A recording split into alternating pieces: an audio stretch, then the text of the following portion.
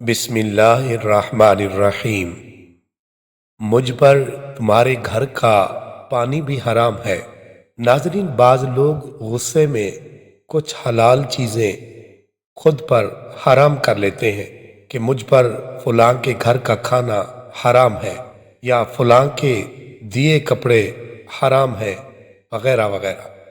تو یاد رہے، ان جملوں سے وہ چیز حرام نہیں ہو جاتی، یعنی ایسا نہیں کہ کھانا پینا یا لباس کا استعمال حرام ہو گیا۔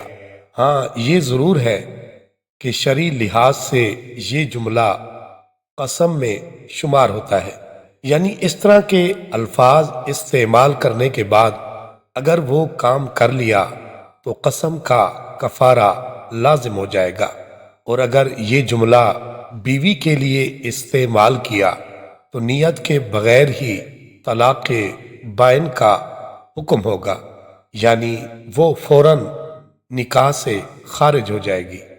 چنانچہ بہار شریعت میں ہے، جو شخص کسی چیز کو اپنے اوپر حرام کرے، مثلاً کہے کہ فلاں چیز مجھ پر حرام ہے، تو اس کہہ دینے سے وہ شے حرام نہیں ہوگی کہ اللہ نے جس چیز کو حلال کیا اسے کون حرام کر سکے، مگر اس کے برتنے سے کفارہ لازم آئے گا، یعنی یہ بھی قسم ہے۔